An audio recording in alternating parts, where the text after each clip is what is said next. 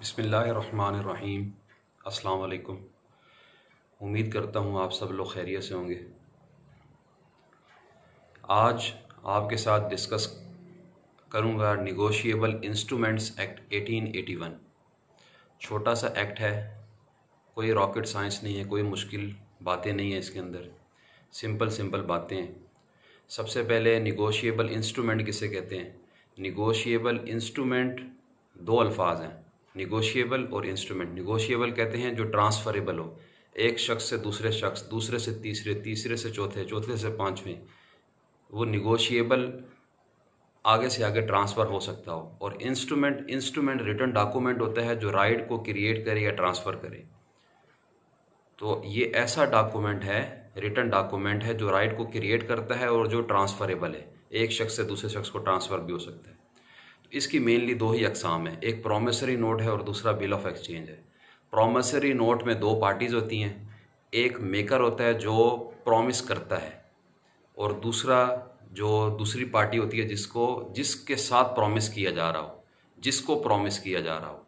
Promissory note में एक शख्स जो मेकर है वो प्रॉमिस करता है टू पे सर्टन अमाउंट टू अनदर, कि वो सर्टन अमाउंट पे करेगा दूसरी पार्टी को जिसके साथ वो प्रॉमिस कर रहा है। डेट भी मेंशन हो सकती है कि विद इन डिटरमाइंड टाइम वो पे करेगा, या ऑन डिमांड जब प्रेजेंटमेंट होगी। प्रेजेंटमेंट का एक लफ्ज़ जो टॉपिक इसके अंदर डिस्कस हुआ है निगोशिएबल इंस्ट्रूमेंट्स 1881 के अंदर, कि जब प्रेजेंट किया जाएगा प्रॉमिसर के सामने तो फिर वो उसको पे कर देगा जो उसने प्रॉमिस किया हुआ था। तो प्रॉमिसरी नोट में एक शख्स दूसरे शख्स को प्रॉमिस करता है कि वो उसको पे करेगा सर्टन अमाउंट जो जिसका उसने प्रॉमिस किया हुआ है। इसकी एग्जांपल क्या है? इसकी एग्जांपल है प्राइस बॉन्ड। प्राइस बॉन्ड में हुकूमत प्रॉमिस करती है, आप पैसे जमा करवाते हैं और हुकूमत प्रॉमिस करती है, आपको एक डॉक्यूमेंट मिल जाता है प्राइस बॉन्ड की शक्ल में। उसमें आपके साथ प्रॉमिस किया गया होता है कि जब आप प्रेजेंट करेंगे, उसे प्रेजेंटमेंट होगी उसकी, तो हुकूमत आपको उतने पैसे जितने उसमें लिखे हुए हैं उतने पैसे तो मिलेंगे ही मिलेंगे। इनाम किसी किसी का निकलता है, इनाम नहीं निकला तो जितने पैसे उस प्राइस बॉन्ड में लिखे हुए हैं उतने की प्रॉमिस की जाती है कि इतने पैसे तो आपको वापस मिलेंगे ही मिलेंगे। तो यहाँ इसके साथ साथ मैं आपके साथ शेयर करता चलूँ, पाकिस्तान पीनल कोड के अंदर दो सेक्शंस हैं।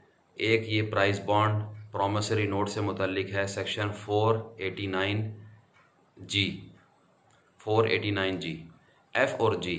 489G जो है ये प्राइस बॉन्ड से मुतल्लिक है। प्राइस बॉन्ड के हवाले से कोई घपला करे कोई शख्स तो उसको 7 साल तक की कैद की सज़ा हो सकती है, फ़ाइन के साथ, जुर्माने के साथ। दूसरा निगोशिएबल इंस्ट्रूमेंट की दूसरी टाइप है bill of exchange. Bill of exchange में 3 पार्टीज़ होती हैं। इसमें एक ड्रॉअर होता है और एक पेई होता है, और बीच की जो पार्टी होती है वो ड्रॉई होती है। और इसकी एग्जांपल है चेक। जो चेक इशू होते हैं वो बिल ऑफ एक्सचेंज होते हैं। हर चेक बिल ऑफ एक्सचेंज होता है, लेकिन हर बिल ऑफ एक्सचेंज चेक नहीं होता। तो चेक के हवाले से अगर चेक डिसऑनर होता है तो उसके लिए जो पाकिस्तान पीनल कोड का सेक्शन है 489F, उसकी सज़ा 3 साल तक की इम्प्रिजनमेंट है, या फ़ाइन है, या दोनों है। तो अब ये जो चेक है इसमें जो ड्रॉअर होता है वो डायरेक्ट करता है ड्रॉई को कि वो सर्टन अमाउंट जब वो प्रेजेंटमेंट हो उस चेक की तो वो पे कर दे पेई को। तो इसमें 3 पार्टीज होती हैं, एक ड्रॉअर जो चेक इशू कर रहा होता है, एक ड्रॉई जो बैंक होता है जो कि ड्रॉअर के अकाउंट से पैसे निकाल कर फिर पेई को पे कर देता है, और बीच में एक पार्टी होती है इंडोर्सर। इंडोर्सर आमतौर पर वो बैंकर ही होता है जो ड्रॉई होता है, तो वो इंडोर्स करता है और इंडोर्समेंट करके वो आगे फिर पे कर देता है जितनी अमाउंट ड्रॉअर ने कही होती है ड्रॉई को, उतनी अमाउंट वो पेई को पे कर देता है। पेई भी कहा जाता है उस शख्स को जिसको पेमेंट की जा रही हो, होल्डर भी कहा जाता है, बेरर भी कहा जाता है। तो ये मेनली दो ही इसके निगोशिएबल इंस्ट्रूमेंट्स की टाइप हैं। एक प्रॉमिसरी नोट है जिसमें 2 पार्टीज़ होती हैं, एक पार्टी दूसरी पार्टी को प्रॉमिस करती है कि मैं आपको सर्टन अमाउंट पे करूंगा जब आप मुझे ये जब आपको चाहिए होंगे पैसे, जब आप मुझे प्रेजेंट कर देंगे ये डॉक्यूमेंट तो मैं आपको पे कर दूंगा, या टाइम फ्रेम लिखा होगा उसमें। और दूसरा होता है बिल ऑफ एक्सचेंज। जो प्रॉमिसरी नोट की एग्जांपल है प्राइस बॉन्ड, और बिल ऑफ एक्सचेंज दूसरा होता है निगोशिएबल इंस्ट्रूमेंट की दूसरी टाइप है बिल ऑफ एक्सचेंज। उसमें 3 पार्टीज होती हैं। ड्रॉई को डायरेक्ट करता है कि पेई को पे कर दे सर्टन अमाउंट उसके अकाउंट, ड्रॉअर के अकाउंट से निकाल कर। उसकी जो मिसाल है वो है चेक। इसमें ये एक कॉन्ट्रैक्ट ही है, एक में 2 पार्टीज़ हैं, एक में 3 पार्टीज़ हैं। तो ये आमतौर पर जिस पार्टी की वजह से दूसरी पार्टी को नुकसान पहुंचे, तो जिस पार्टी को नुकसान पहुंचा है, वो जिस पार्टी की वजह से नुकसान पहुंचा है, तो वो कंपनसेशन के लिए उस पार्टी से क्लेम कर सकता है, कंपनसेशन के लिए क्लेम कर सकता है, कंपनसेशन क्लेम कर सकता है दूसरी पार्टी से जिस पार्टी की वजह से उसको नुकसान पहुंचा है। जैसे चेक डिसऑनर हुआ है तो वो कंपनसेशन भी क्लेम कर सकता है सिक्योरिटी, और इसके अलावा कंपनसेशन भी क्लेम कर सकता है। और जितना अमाउंट उसने ऑलरेडी डायरेक्ट किया था ड्रॉई को, उतनी अमाउंट भी वो पे करेगा। और अगर वो चेक डिसऑनर हुआ है तो उसको वो वाली सज़ा भी मिल सकती है जो 489F में पाकिस्तान पीनल कोड के सज़ा जो लिखी हुई है 3 साल तक की कैद या जुर्माना या दोनों। तो ये मेनली 2 इसकी टाइप्स हैं। फिर इसमें जो इंडोर्सर होता है, एक बीच की जो पार्टी होती है इंडोर्समेंट करती है। इंडोर्समेंट की 2 टाइप्स हैं। इंडोर्समेंट इन ब्लैंक होती है और इंडोर्समेंट इन फुल होती है। इंडोर्समेंट इन ब्लैंक उसमें सिर्फ दस्तखत कर दिए जाते हैं या नाम लिख दिया जाता है, और इंडोर्समेंट इन फुल होता है कि उसमें पूरी डायरेक्शंस भी लिखी जाती हैं।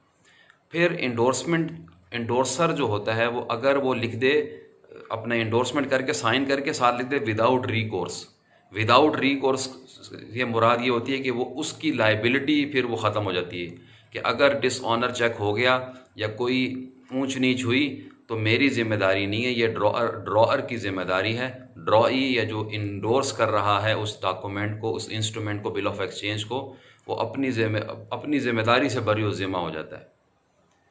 फुली तो नहीं हो सकता, उसने इंडोर्समेंट तो की है, लेकिन मेन जो बड़ी जिम्मेदारी होती है उससे वो बरी ज़िम्मा हो जाता है। ये लिख के विदाउट रिकोर्स, अगर डिसऑनर हुआ तो मैं इसका ज़िम्मेदार नहीं, तो वो ड्रॉअर से ही आप क्लेम कर सकते हैं वो जो अमाउंट है जो ड्यू है।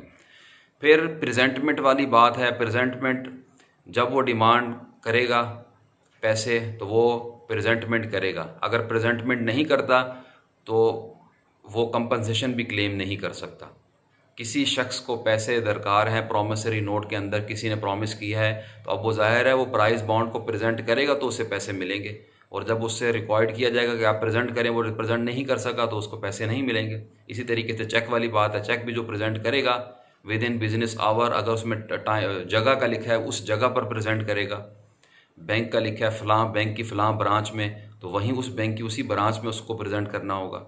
अगर वो नहीं करता तो वो ड्रॉअर जिम्मेदार नहीं है, पेई जिम्मेदार है जिसको पैसे वसूल करने हैं। फिर इसमें एक बात ये डिसऑनर वाली बात है। 2 बातें होती हैं, एक डिसऑनर और एक प्रोटेस्ट। डिसऑनर, ड्रॉई ने पेई को बताया कि इसके अकाउंट में पैसे नहीं हैं या इसके अकाउंट में पैसे नहीं हैं और इसलिए वो पे नहीं कर सकता उसको, या वो इंसॉल्वेंट हो गया पार्टी पेई, या फिर इंतकाल हो जाता है पार्टी का। इस सूरत में भी पेई को पे नहीं किया जाएगा।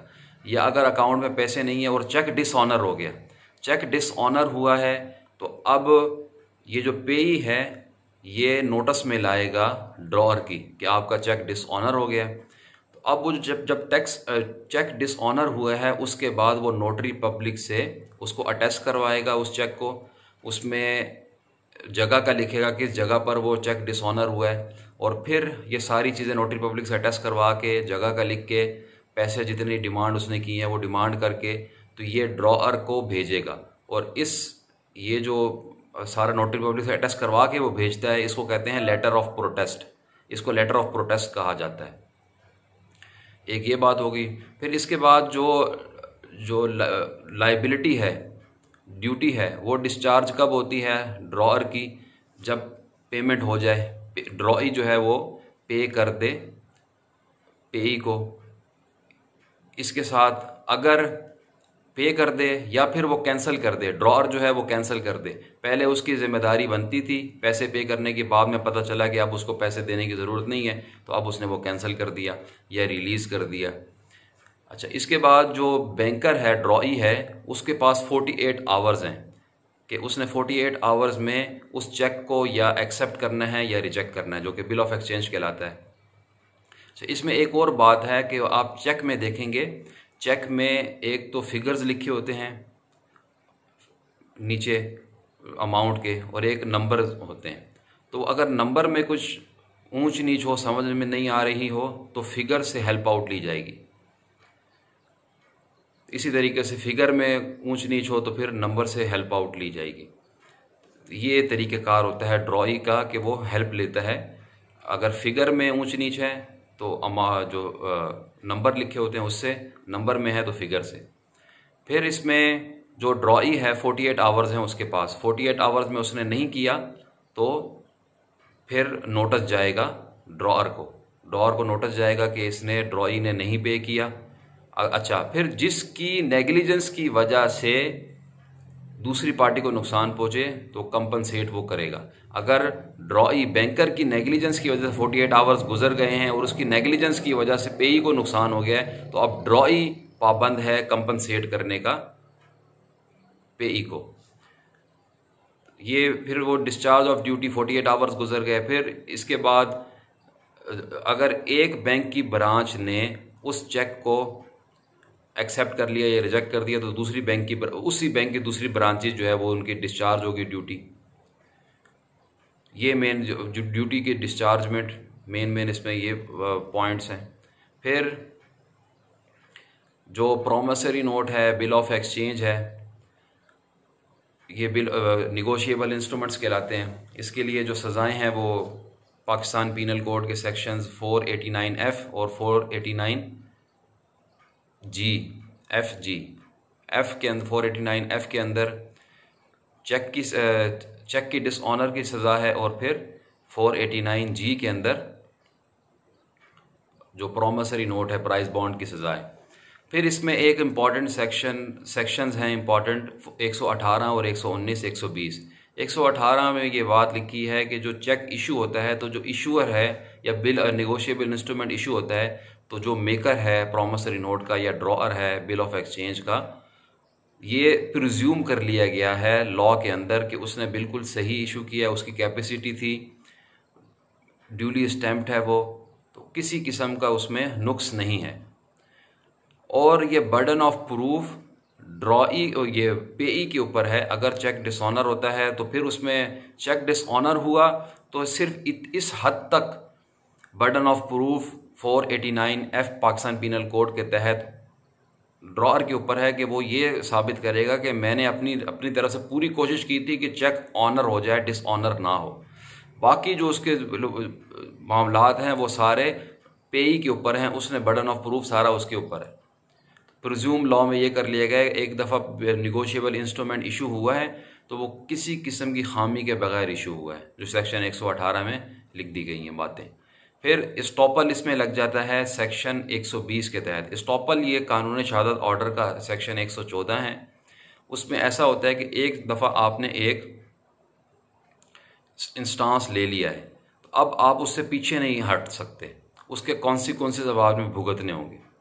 तो यहाँ पर भी सेक्शन 120 निगोशिएबल इंस्ट्रूमेंट्स एक्ट 1881 के तहत ड्रॉअर ने इशू कर दिया चेक या मेकर ने प्रोमिसरी नोट।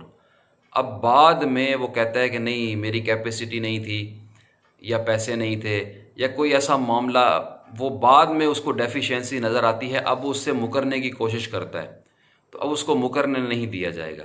अब जो भी कॉन्सिक्वेंसेस है उसने एक दफ़ा इशू कर दिया है, अब कॉन्सिक्वेंसेस उसको भुगतने होंगे। अब स्टॉपल का मतलब है एक दफ़ा उसने इशू कर दिया और सारी जो प्रिजम्पशन ऑफ लॉ है उसके साथ अटैच हो गई हैं अब सेक्शन 118 के तहत। अब जो भी कॉन्सिक्वेंसेस होंगे वो उसको फेस करने होंगे। ये मेन बातें हैं मेनली इसमें। निगोशिएबल इंस्ट्रूमेंट एक्ट 1881 के तहत निगोशिएबल इंस्ट्रूमेंट जो ट्रांसफरेबल इंस्ट्रूमेंट होता है, जो राइट को क्रिएट करता है या ट्रांसफ़र करता है, तो ये दो टाइप्स हैं इसकी। प्रॉमिसरी नोट इसमें दो पार्टीज़ होती है, एक मेकर होता है जो कि प्रॉमिस करता है कि मैं दूसरी पार्टी को पे करूँगा, और एक बिल ऑफ एक्सचेंज होता है जिसमें तीन पार्टीज़ होती हैं। ड्रॉअर इशू करता है और ड्रॉई को डायरेक्ट करता है कि वो पेई को पे करे, होल्डर को, बेरर को पे करे। फिर इसमें प्रेजेंटमेंट है कि जब वो प्रेजेंट करेगा तो वो पे करेगा। फिर अगर डिसऑनर हो जाए फिर वो नोटरी पब्लिक से अटेस्ट करवा के जो ड्रॉअर को वो भेजता है जो नोटिस, उस नोटिस को कहते हैं लेटर ऑफ प्रोटेस्ट। और फिर जो प्रिजम्पशन ऑफ लॉ है वो निगोशिएबल इंस्ट्रूमेंट के साथ ये है कि जो इशू जिसने की है वो बिल्कुल ठीक तरीके से इशू किया है। अगर उसमें कोई खामी है तो बर्डन ऑफ प्रूफ जिसके हक में इशू हुआ है उसने साबित करना है। Burden of proof, honours of proof, proof उसके ऊपर है, प्रूफ उसने करना है। और स्टॉपल उस पर लग जाता है ड्रॉअर के ऊपर। अगर उसने एक दफ़ा इशू कर दिया अब वो उसे मोड़ नहीं सकता, मुकर नहीं सकता। जो भी कॉन्सिक्वेंसेस हैं उसने वो फेस करने होंगे। ये लुब्बे लुबाब है नेगोशिएबल इंस्ट्रूमेंट एक्ट 1881 का। उम्मीद है आपको समझ आई होगी। Thank you very much.